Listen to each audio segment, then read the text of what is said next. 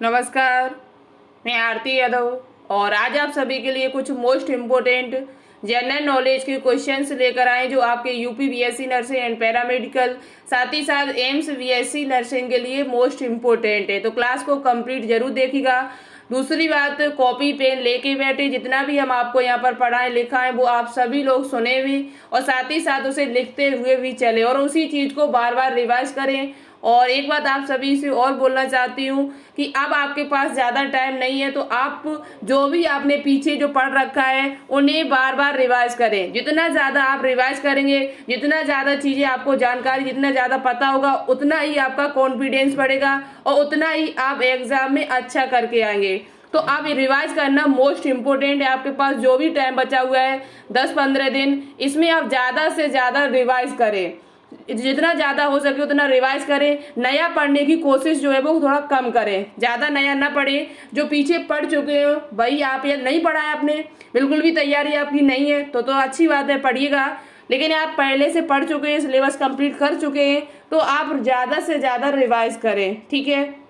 तो चलिए क्लास को स्टार्ट करते हैं। यदि अभी तक आपने ये मॉक टेस्ट सभी नहीं लगाए 1 से लेकर 7 तक, तो वो भी लगा लीजिएगा। शाम 6 बजे इस चैनल पर लाइव क्लास चलती है और पीछे भी हम आपकी बायोलॉजी का मॉक टेस्ट करा रही हूँ। बायोलॉजी के हम कई मॉक टेस्ट करा चुकी हूँ और आज ही हम आपके लिए जनरल नॉलेज का मॉक टेस्ट लेकर आई हूँ। तो चलिए क्लास को स्टार्ट करते हैं। चैनल को सब्सक्राइब कर लें जिससे आपको आगे की वीडियो भी हमारे द्वारा मिलती रहे, वो भी टाइम टू टाइम, ठीक है, फ्री में, कोई आपसे चार्ज नहीं लगेगा। सबसे पहले देखो, यहाँ पर हम यूपी जी के क्वेश्चन करेंगे। कुछ यूपी के मोस्ट इम्पोर्टेंट क्वेश्चन है जो, क्योंकि यूपी बीएससी नर्सिंग का एग्जाम है तो हो सकता है कि यूपी से क्वेश्चन है आपसे पूछे जाए, हो सकता है नहीं पूछे जाएंगे। यूपी जनरल नॉलेज से कुछ जो सामान्य क्वेश्चन है वो आपसे पूछे जाएंगे जीके में, तो आप सभी लोग याद करके जरूर जाएगा, ठीक है। तो सबसे पहले देखो, हम आपको कुछ चिन्ह बता देते हैं, सिंबल बता देते हैं। जैसे पहला सिंबल यहाँ पर आपको दिया हुआ है राजकीय चिन्ह। यूपी का स्टेट सिंबल क्या है? तो वो आपका एक वृत्त के भीतर, इंग्लिश में क्वेश्चन आएगा, ध्यान रखिए इस बात को। भले ही यहाँ पर हिंदी में लिखा हुआ है लेकिन आपका पेपर जो है वो इंग्लिश में ही आएगा। हम आपको इंग्लिश में कन्वर्ट करते जाएंगे, आप ध्यान से सुनना, ठीक है, क्योंकि इंग्लिश में हमको मिला नहीं, इसलिए हम हिंदी में चित्र सहित यहाँ पर लेके आए आप सभी के लिए। तो चित्र भी देखते जाएं और उसको याद भी करते रहें। तो राजकीय चिन्ह जो है वो एक सर्कल के अंदर, एक सर्कल है उसके अंदर भीतर 2 मछलियां हैं, 2 फिश है, व तीर कमान और एक 2 मछलियों के साथ आपको यहाँ चित्र ये दिख रहा है। ये यूपी का राजकीय चिन्ह है। क्या है आपका? यूपी का राजकीय चिन्ह।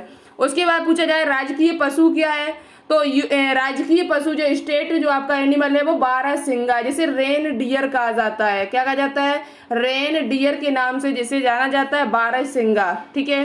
राजकीय पुष्प क्या है? स्टेट फ्लावर क्या है? तो वो आपका पलाश है। पलाश को पलाश ही लिखेंगे इंग्लिश में भी, तो आप पलाश लिख लीजिएगा, ठीक है।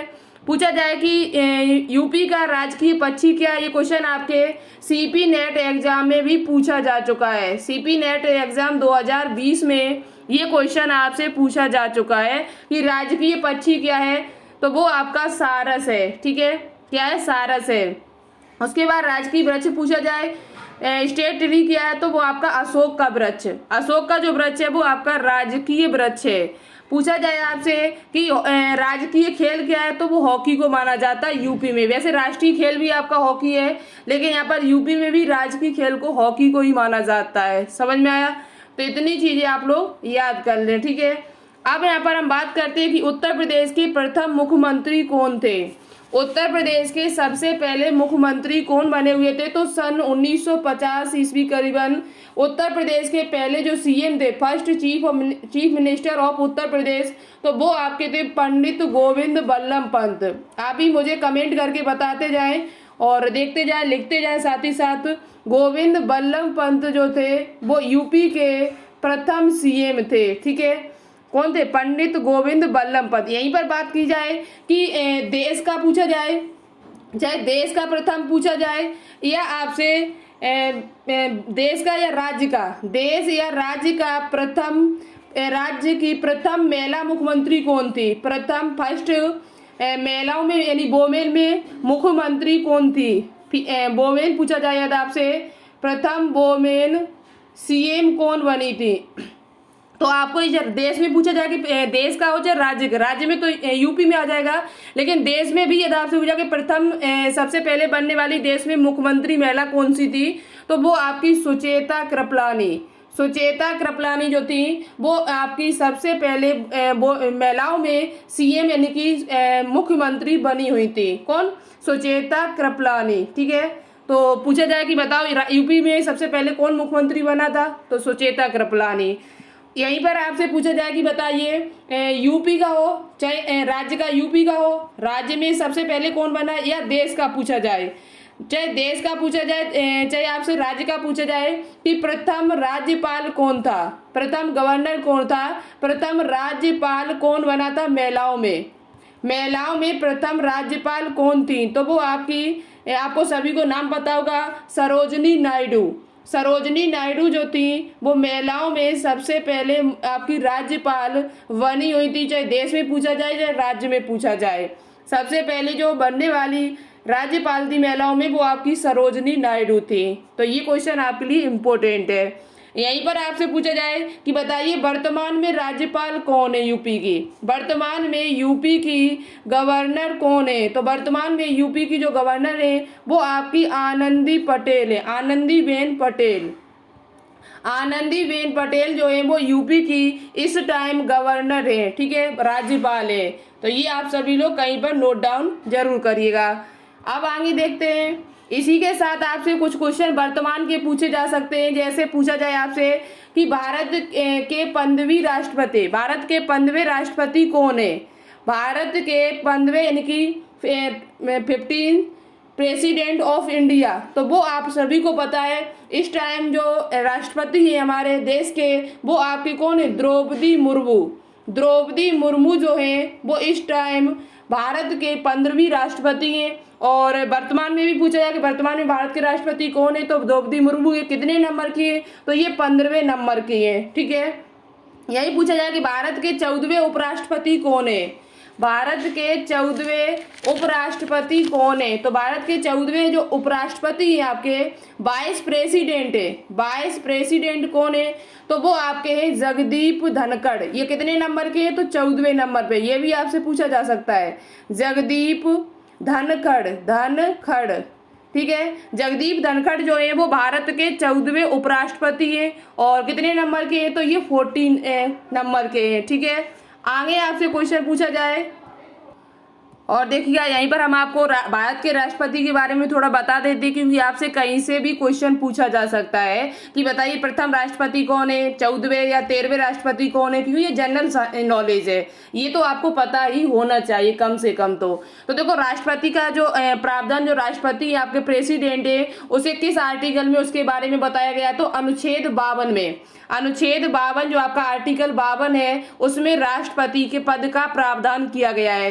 पूछा जाए कि सर्वप्रथम प्रथम राष्ट्रपति कौन है, फर्स्ट राष्ट्रपति भारत के कौन थे, प्रथम राष्ट्रपति भारत के कौन थे, तो डॉक्टर राजेंद्र प्रसाद 1950 से 1962 तक, 1950 से लेकर 1962 तक डॉक्टर राजेंद्र प्रसाद जो थे वो आपके प्रेसिडेंट रहे हुए थे। पूछा जाए प्रथम मनोनीत तथा निर्वाचित राष्ट्रपति 3 बार राष्ट्रपति पद की शपथ किसने ली, तो या सर्वाधिक अवधि तक रहे। ये जो आपके जो प्रथम राष्ट्रपति थे वो प्रथम मनोनीत थे तथा साथ ही साथ आपके 3 बार राष्ट्रपति पद की शपथ इन्होंने सबसे ज्यादा ली, सबसे ज्यादा राष्ट्रपति के पद पर ये रहे हमारे। ठीक है, पूछा जाए दूसरे नंबर पे कौन है, तो डॉक्टर सर्वपल्ली राधाकृष्ण जो आपके 1962 लेकर 1967 तक रहे। तीसरे कौन है, तो डॉक्टर जाकिर हुसैन। ये तीसरे नंबर वाले बहुत पूछे जाते हैं कि बताओ तीसरे राष्ट्रपति कौन है, तो डॉक्टर जाकिर हुसैन। चौथे नंबर के कौन है, फोर्थ के, तो बारागिरी बैकिंडगिरी, ये आपके चौथे नंबर के। पांचवें पूछा जाता है डॉक्टर फखरुद्दीन अली अहमद, डॉक्टर फखरुद्दीन अली अहमद जो है वो 5वें नंबर के। छठे नंबर में पूछा जाए तो नीलम संजीव रेड्डी। 7वें नंबर की पूछा तो ज्ञानी जैल सिंह, ज्ञानी जैल सिंह जो वो 7वें नंबर के आपके। 8वें नंबर के पूछा तो आर वेंकट रमन है। 9वें नंबर के पूछे जाए तो डॉक्टर शंकर दयाल शर्मा है, डॉक्टर शंकर दयाल शर्मा जो है वो 9वें नंबर के हैं। यही आपसे 10वें पूछे जाए 10th नंबर के तो के आर नारायणम, के आर। आपसे डेट ही मुश्किल है जो पूछी जाए, आप कम से कम इनके कौन कितने नंबर पे ये थोड़ा याद करने की कोशिश करें। ठीक है, एक दो बार रिवाइज कर देंगे तो हो जाएगा याद। 11वें नंबर के पूछे हैं तो एपीजे अब्दुल कलाम, ये आपसे क्वेश्चन हो सकता है कि पूछा जाए कि बताइए एपीजे अब्दुल कलाम कितने नंबर के राष्ट्रपति रहे भारत में। तो ये 11वें नंबर कब से लेकर कब तक रहे, तो 2002 से लेकर 2007 तक। 12वें नंबर पे कौन रही, तो प्रतिभा पाटिल 2007 से लेकर 2012 तक। 13वें नंबर पे प्रणब मुखर्जी रहे 2012 से लेकर 2017 तक। फिर उसके बाद 14वें नंबर पर हमारे रहे रामनाथ कोविंद 2017 से लेकर 2022 तक। और 15वें नंबर पर जो अब इस टाइम है वो आपकी द्रौपदी मुर्मू 2022 से लेकर अब तक। द्रौपदी मुर्मू जो है वो 15वें नंबर की राष्ट्रपति। 14वें नंबर पे कौन थे, तो रामनाथ कोविंद। 13वें नंबर पे कौन थे, तो प्रणब मुखर्जी। 12वें पे प्रतिभा पाटिल और 11वें पे एपीजे अब्दुल कलाम। ठीक है, तो इतने आप लोग याद कर लो जो इम्पोर्टेंट है आपके लिए काफी हद तक। आगे बात करती हूँ, ये हम टेलीग्राम चैनल पर भी भेज चुकी हूँ। एक हमारा टेलीग्राम चैनल है जिसका नाम है बायोलॉजी विद आरती, उसे भी आप लोग देख सकते हो। वहाँ पर हम बहुत सारे क्वेश्चन आपके लिए भेजते रहते हूँ। इसकी लिंक आपको नीचे डिस्क्रिप्शन में मिल जाएगी, नहीं तो आप सर्च करने बायोलॉजी विद आरती। ठीक है, ये हमारा एक टेलीग्राम चैनल है जिसपे 2000 प्लस बच्चे जुड़े हुए इस टाइम। ठीक है, भारत के 15वें प्रधानमंत्री कौन है, पूछा जाए आपसे कि भारत के 15वें प्रधानमंत्री कौन है, तो आप सभी को पता है नरेंद्र मोदी। नरेंद्र मोदी जो है वो आपके 15वें नंबर के प्रधानमंत्री है। ठीक है, 15वें नंबर के प्रधानमंत्री पूछा जाए तो कौन है, नरेंद्र मोदी हो जाएंगे।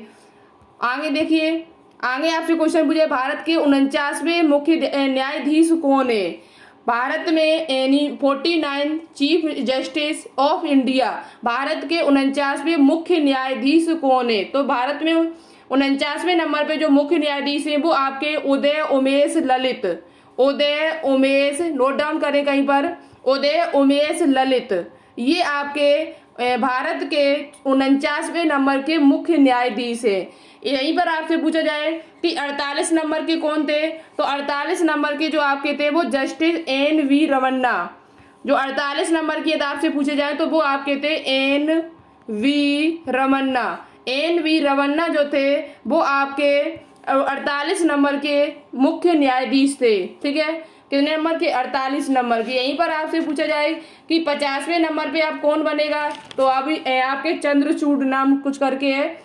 50वें नंबर के मुख्य न्यायाधीश, यदि आपसे पूछा जाए कि 50वें नंबर के मुख्य न्यायाधीश कौन बनेगा, तो वो आपका जस्टिस धनंजय यशवंत चंद्रचूड़। धनंजय यशवंत चंद्रचूड़, ये आपके 2024 में लगभग बनेंगे जाके, 2024 में ये शपथ लेंगे जाके कहीं। तो 50वें नंबर के मुख्य न्यायाधीश यदि आपसे पूछा है तो धनंजय यशवंत चंद्रचूड़, ये आपके 50वें नंबर के चीफ जस्टिस बनेंगे। ठीक है, अब आगे देखिए क्वेश्चन पूछा जाए कि DRDO के वर्तमान में अध्यक्ष कौन है। DRDO का हेडक्वार्टर तो नई दिल्ली में है।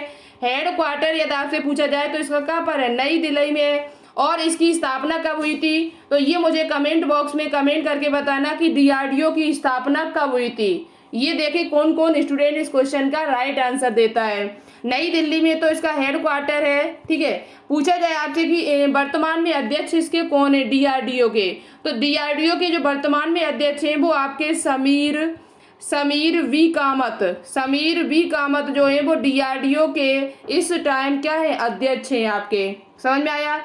यहीं पर आपसे पूछा जाए कि गृह मंत्री इस टाइम कौन है, वर्तमान में होम मिनिस्टर कौन है। वर्तमान में होम मिनिस्टर कौन है भारत का, गृह मंत्री कौन है, तो अमित शाह। ये भी क्वेश्चन आपसे पूछा जा सकता है, भारत में वर्तमान में गृह मंत्री कौन है, होम मिनिस्टर कौन है, तो अमित शाह है। यहीं पर आपसे पूछा जाए डिफेंस मंत्री कौन है, रक्षा मंत्री कौन है, डिफेंस मिनिस्टर, तो वो आपका कौन है, राजनाथ सिंह। कौन है आपके, राजनाथ सिंह जो है वो आपके रक्षा मंत्री, डिफेंस मिनिस्टर है। यहीं से आपसे पूछा जाए, बताइए मुझे सभी लोग कि विदेश मंत्री कौन है, फॉरेन मिनिस्टर कौन है आपका। फॉरेन मिनिस्टर किसे इस टाइम मतलब बनाया गया, तो वो आपका फॉरेन मिनिस्टर जो है वो डॉक्टर सुब्रमण्यम जयशंकर नाम के एक व्यक्ति हैं जो आपके क्या है, विदेश मंत्री है। पूछा जाए यहीं पर कि फाइनेंस मिनिस्टर कौन है आपका, फाइनेंस यानी वित्त मंत्री कौन है,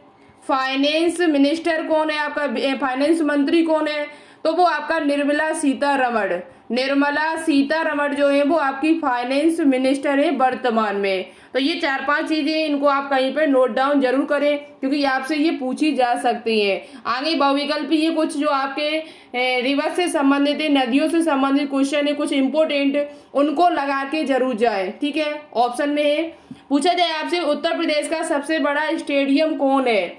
उत्तर प्रदेश का सबसे बड़ा स्टेडियम कौन है? तो उत्तर प्रदेश का सबसे बड़ा जो स्टेडियम है आपका स्टेडियम खेल खेलने के लिए क्रिकेट स्टेडियम पूछा जाए उत्तर प्रदेश का क्रिकेट स्टेडियम सबसे बड़ा कौन सा है? तो इकाना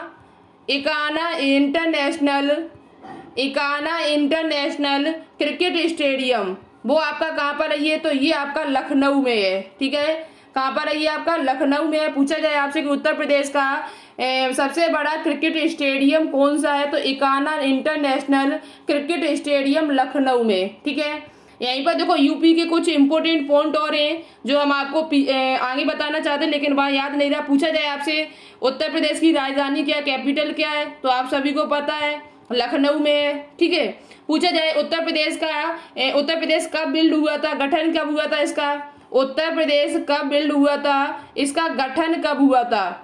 गठन यदि आपसे पूछा जाए तो इसका गठन जो हुआ था वो 1 नवंबर 1956 ईस्वी में हुआ था। पूछा जाए आपसे कि उत्तर प्रदेश का गठन कब हुआ था, बना कब था ये? तो 1 नवंबर 1956 ईस्वी में, 1956 में। पूछा जाए आपसे यहीं पर कि यूपी का क्षेत्रफल कितना है, एरिया कितना है? तो 240 और 928। ठीक है, 240 इकाई, 2.5 सैकड़ा, हजार, 10,000, लाख, 2,40,928, 2,40,928 वर्ग किलोमीटर इसका क्या एरिया है? ये क्या है? ये आपका एरिया, ये भी आपसे पूछा जा सकता है, जनरली क्वेश्चन ये। तो आपके यूपी में जिले कितने हैं? तो यूपी में टोटल जो डिस्ट्रिक्ट है वो आपके 75 हैं। पूछा जाए यूपी में सर्कल कितने, मंडल कितने आपके? यूपी में सर्कल कितने, एडमिनिस्ट्रेटिव डिवीजन कितने? तो वो आपके 18 हैं। यूपी में मंडल पूछा जाए, सर्कल पूछे जाए तो आप पता हुए कितने, 18। ठीक है, तो ये चीजें आप कहीं पर नोट डाउन जरूर करिएगा। अब देखो कुछ आपके क्वेश्चन है रिवर से संबंधित, नदियों से संबंधित कुछ क्वेश्चन है जो इम्पोर्टेंट क्वेश्चन है, इनको लगा के जरूर जाएं और अच्छे से कहीं नोट डाउन कर लें। टेरी बांध किस नदी पर बनाया गया? तो टेरी बांध यदि आपसे पूछा जाए कभी भी कि टेरी बांध किस नदी पर बनाया गया, तो हमेशा याद रखें ये आपका टेरी बांध जो है वो आपका अलकनंदा नदी पर, भागीरथी पर, गंगा पर या हुगली नदी पर। यहाँ पर आपका हुगली नदी था जो यहाँ पर गलत टाइप है। ठीक है, इसे हटा दो, हुगली नदी पर। तो देखो जो आपका टेरी बांध है वो भागीरथी नदी पर बनाया जाया। टेरी बांध जो है वो आपका किस नदी पर बना हुआ है? On which river is the Tehri dam build, किस नदी पर बना हुआ है बिल्ड? तो वो आपका भागीरथी नदी पर बना हुआ है। ठीक है, तो राइट आंसर क्या हो जाएगा? ऑप्शन नंबर बी राइट हो जाएगा। सबसे लंबी नदी पूछी जाए तो गंगा नदी है आपकी। ठीक है, आगे क्वेश्चन है एक नदी से आपका कि कौन सी नदी डेल्टा नहीं बनाती है? ऐसी कौन सी नदी है जो आपकी डेल्टा नहीं बनाती है? तो देखो एक गंगा बिल्कुल डेल्टा बनाती है, इसमें तो सुंदरबन डेल्टा बना हुआ है पश्चिम बंगाल में, ब्रह्मपुत्र ये भी बनाती है, गोदावरी ये भी बनाती है, लेकिन आपकी जो तापी है जो ये डेल्टा नहीं बनाती है। ये आपका which river does not from A delta, कौन सी नदी जो है वो डेल्टा नहीं बनाती है? तो तापी जो है वो डेल्टा नहीं बनाती है, बाकी ये सभी बनाती है। गंगा नदी की लंबाई पूछी जाए तो लगभग 2600 किलोमीटर, 2600 किलोमीटर है। और ये कहाँ से निकलती है? तो ये भी आपसे पूछा जाए तो ये उत्तराखंड यूके के गंगोत्री ग्लेशियर से निकलती है, गंगोत्री ग्लेशियर से। ठीक है, पूछा जाए कि गंगा नदी का उद्गम कहाँ हुआ, गंगा नदी कहाँ से निकलती है? तो यूके के उत्तराखंड के गंगोत्री ग्लेशियर से ये आपकी नदी निकलती है। कौन? गंगा नदी। ठीक है, तो ये भी आपसे पूछा जा सकता है कि बताइए गंगा नदी कहाँ से निकली हुई है? तो ये आपके उत्तराखंड के गंगोत्री ग्लेशियर से निकली है आपके। आगे देखिए, पूछा जाए आपसे किस नदी को दक्षिण गंगा कहा जाता है? ये क्वेश्चन आपके लिए काफी इंपोर्टेंट है। पूछा जाए किस नदी को दक्षिण की, तो देखिए यहाँ पर किस नदी को दक्षिण की गंगा कहा जाता है? तो वो आपकी नदी है गोदावरी, कृष्णा या कावेरी या दामोदर। तो जो आपकी ये गोदावरी जो नदी है इसे ही दक्षिण गंगा कहा जाता है। क्या कहा जाता है? ये पूछा जाए आपसे कि दक्षिण भारत की सबसे बड़ी नदी कौन सी है, तो वो आपकी गोदावरी है। इसकी सहायक नदियां पूछी जाए, इसकी सहायक नदी कौन कौन सी है, तो सहायक नदी जो आपकी है वो आपकी इंद्रावती जो है वो गोदावरी की सहायक नदी है। साथ ही साथ आपकी एक और नदी है मजरा जो है वो भी आपकी गोदावरी की सहायक नदी है। और दक्षिण भारत की सबसे बड़ी नदी पूछी जाए तो आपकी गोदावरी है। कौन सी है? गोदावरी। ठीक है, आगे आपसे पूछा जाए किस नदी को सिक्किम की जीवन रेखा कहा जाता है? किस नदी को which river is called as the life line of Sikkim? किस नदी को सिक्किम की जीवन रेखा कहा जाता है? तो वो मानस को, लोहित को, तीस्ता को, या इनमें से कोई नहीं। तो एक नदी है आपकी तीस्ता नाम की एक नदी है जिसे क्या कहा जाता है? सिक्किम की जीवन रेखा कहा जाता है, लाइफ लाइन कहा जाता है। ठीक है, याद कर लो। देखो जीके तो एक ऐसा सब्जेक्ट है जिसे आप जितना ज्यादा रिवाइज करोगे उतना ही ये याद होगा, उतनी जल्दी। अब याद आप रिवाइज नहीं करोगे तो आज की चीजें भी आप कल भूल जाओगे चल के। तो जीके में तो आप चाहे वन लाइनर पढ़ो चाहे ऑप्शन पढ़ो, उसे तो आपको याद ही करना पड़ेगा।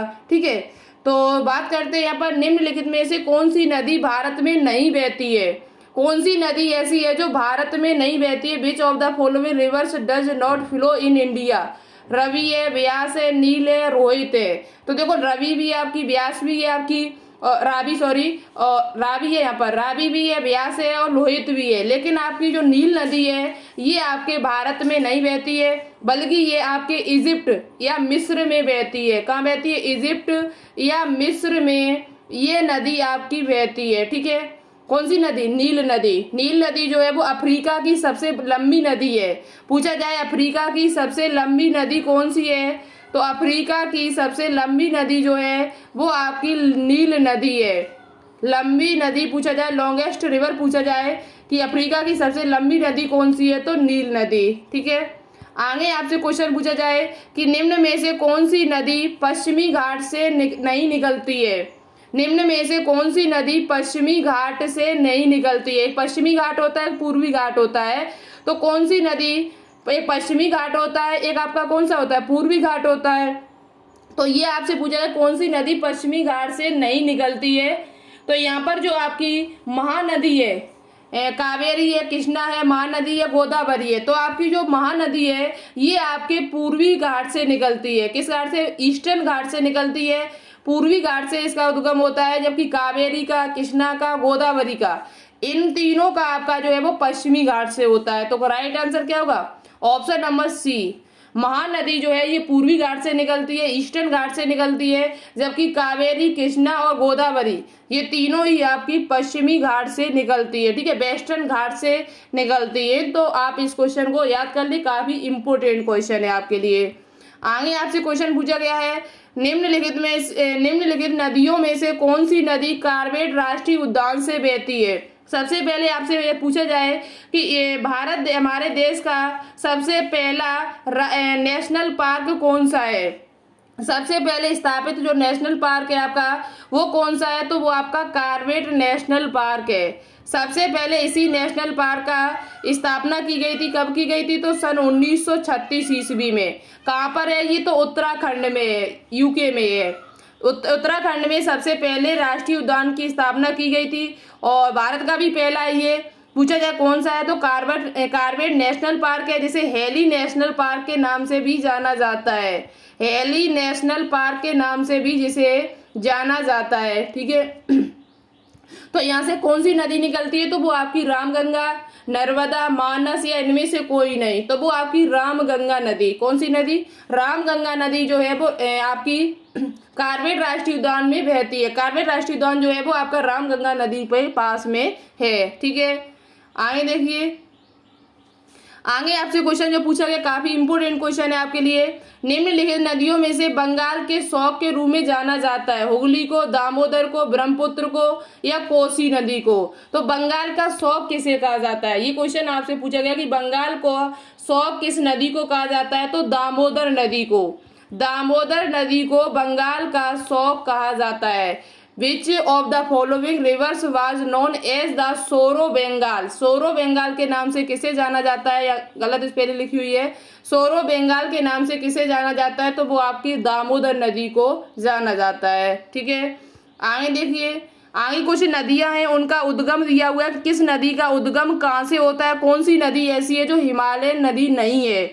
तो देखो, rivers the major rivers this system are in order of merging from west to east, यानी पश्चिम से पूर्व, पश्चिम से पूर्व में बहने वाली जो नदियां हैं उनके बारे में यहाँ पर दिया हुआ है। जैसे गंगा नदी, Ganga starting from the Gangotri glacier Uttarakhand.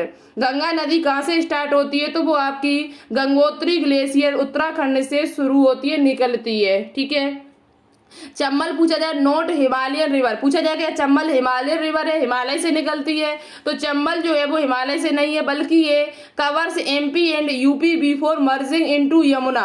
Yamuna नदी जो है उसी में ये मर्ज हो जाती है, एमपी और यूपी से पहले। ठीक है, उसके बाद पूछा जाए कि बेतवा कैसी नदी है, तो नॉर्थ हिमालयन रिवर है, covers Madhya Pradesh and Uttar Pradesh before merging into Yamuna. ठीक है, उसके बाद यमुना जो है वो कैसी नदी, तो Yamuna runs its most of the course parallel to Ganga, यानी कि गंगा के समानांतर ये बहती है, before contributing it was to Ganga at Allahabad. और ये यदि मिलती आके तो कहाँ मिलती है, इलाहाबाद में आपकी मिल जाती है, इलाहाबाद को संगम कहा जाता है नदियों का।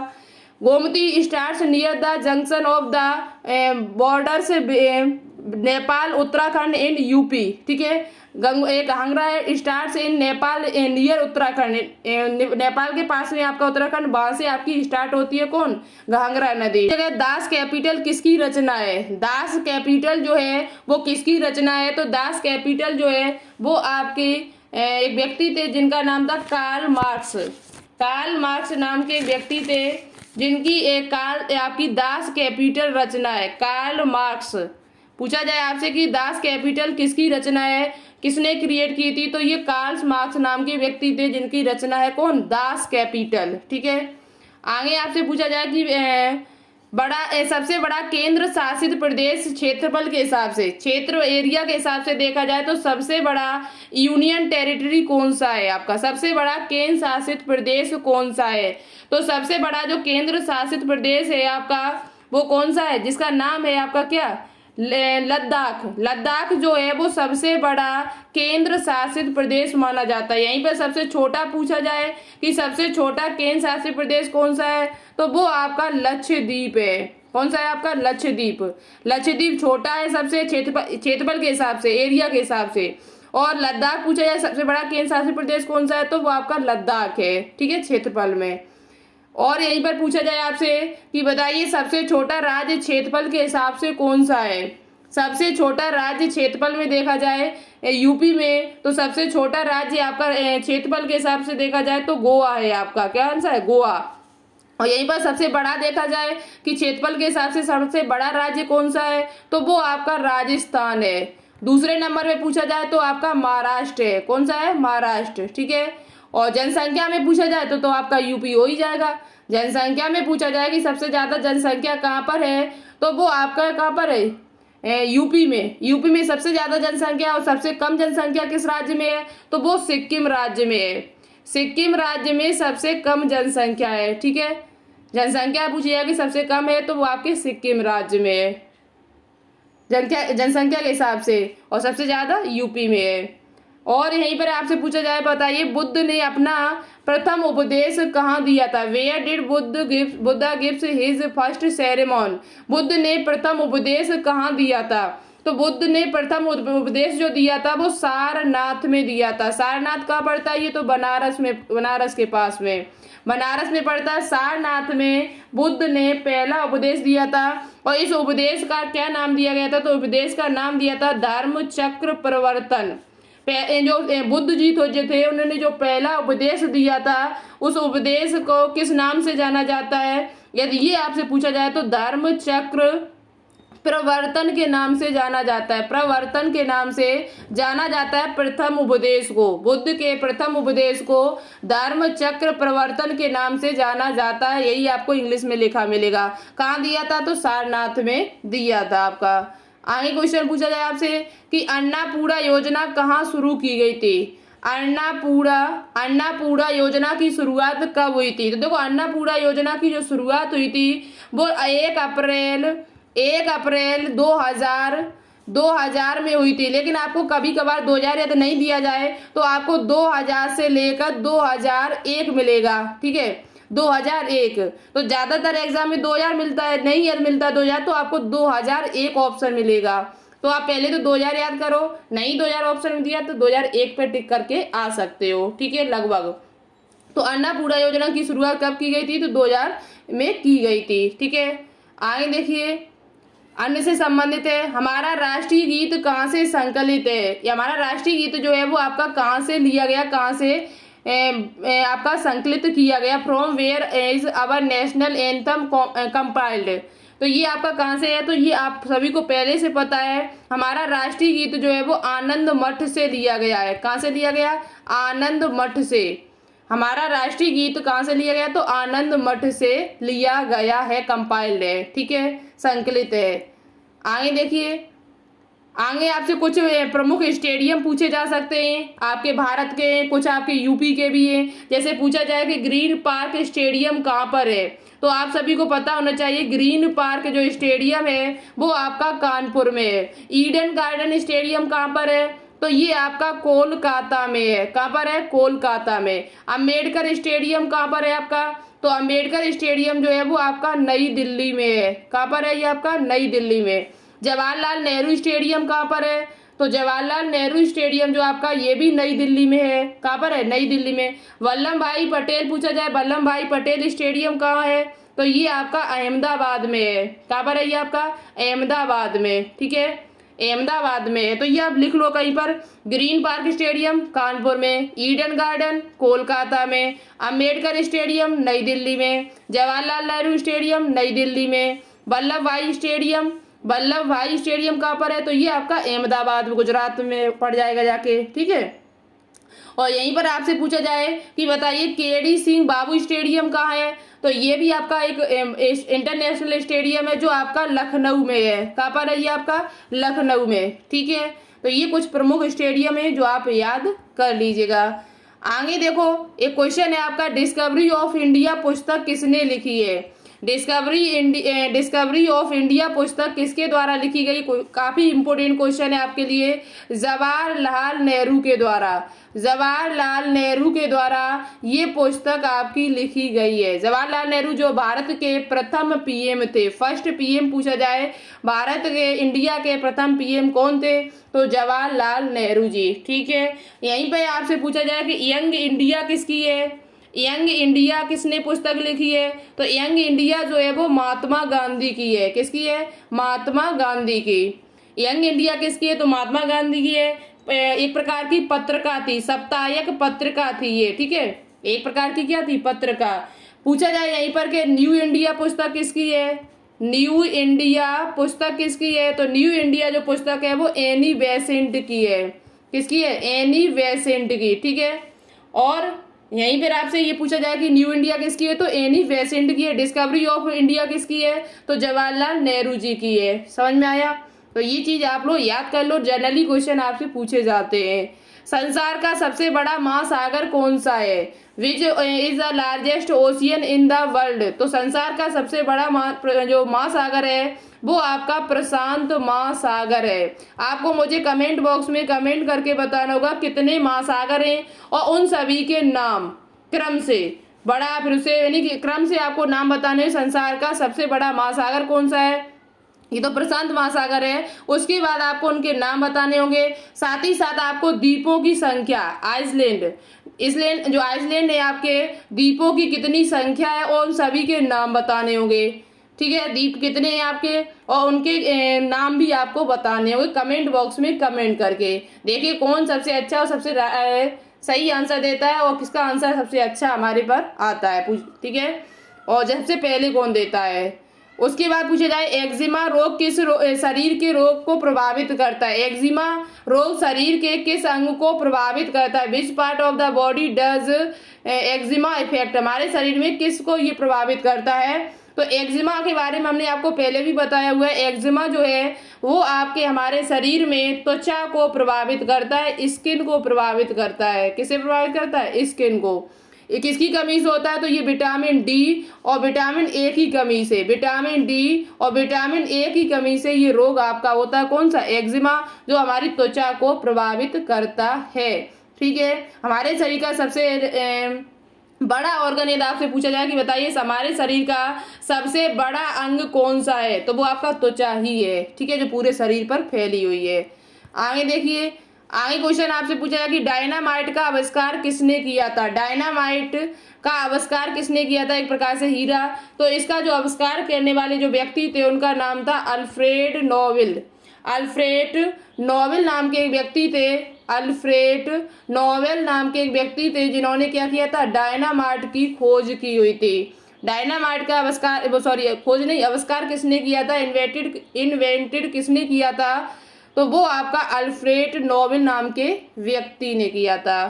आगे देखिए, आगे आपसे क्वेश्चन पूछा गया कि डबल फॉल्ट शब्द किस खेल से संबंधित है। डबल फॉल्ट शब्द जो है वो किस शब्द में यूज किया जाता है, ये टर्म जो है वो कहाँ यूज किया जाता है, किस गेम में यूज किया जाता है। तो ये शब्द जो है डबल फॉल्ट वो आपका टेनिस में यूज किया जाता है। कहाँ यूज किया जाता है? टेनिस खेल में। आप मुझे कमेंट करके बताइए टेनिस में कितने खिलाड़ी हो सकते हैं। टेनिस खेल में कितने खिलाड़ी होते हैं, कितने प्लेयर होते हैं, ये मुझे कमेंट करके बताना। ठीक है, आगे क्वेश्चन, जो भी हम क्वेश्चन पूछते जा रहे हैं इन सभी का आंसर मुझे चाहिए। ठीक है, अच्छे सुनना है। चाइना मैन शब्द किस खेल से में प्रयुक्त होता है। In which game the term China man. China man जो शब्द है वो किस खेल में यूज किया जाता है? तो वो आपका क्रिकेट में यूज किया जाता है। क्रिकेट में कितने खिलाड़ी होते हैं? तो 11 खिलाड़ी होते हैं। चाइना मैन शब्द किस खेल से संबंधित है? तो वो क्रिकेट खेल से संबंधित है। ठीक है, बॉल से संबंधित है, बॉल फेंकने से संबंधित। आगे देखो, ज्ञानपीठ पुरस्कार। ज्ञानपीठ को इंग्लिश में देखो हमेशा याद रखिए ज्ञानपीठ लिखा जाता है। आपको हिंदी में ज्ञानपीठ मिलेगा लेकिन इंग्लिश में ऐसा लिखा मिलेगा। तो Jnanpith award is related to which field. Jnanpith पुरस्कार जो काय से संबंधित है? ये साहित्य से संबंधित है, लिटरेचर से संबंधित है। किससे संबंधित है? साहित्य यानी लिटरेचर से संबंधित है आपका क्या? ज्ञानपीठ पुरस्कार। ठीक है, आगे आपसे क्वेश्चन पूछा जाए कि बताइए भारत में पहली बार जनगणना कब हुई थी? सेंस कब हुई थी? सेंस पहली बार कब हुई थी? जब सबसे पहले जो जनगणना हमारे यहाँ पर हुई थी भारत में वो 1872 ईस्वी में स्टार्ट हुई थी। लेकिन समकालीन जनगणना पूछी जाए, मतलब हमेशा हर 10 साल के बाद कब से शुरू हुई थी? आपको पता है जनगणना जो होती है वो हर 10 साल बाद होती है, 10 वर्ष बाद होती है। तो 10 वर्ष उसके बाद समकालीन जनगणना कब से स्टार्ट हुई थी कि हर 10 वर्ष में होनी है, तो वो 1881 ईस्वी में शुरू हुई थी। समकालीन जनगणना पूछी जाए तो 1881 में हुई थी। पहली बार पूछी जाए कि पहली बार कब हुई थी, तो वो 1872 ईस्वी में हुई थी। कब हुई थी? 1872 ईस्वी में। वैसे 1881 से मानी जाती है।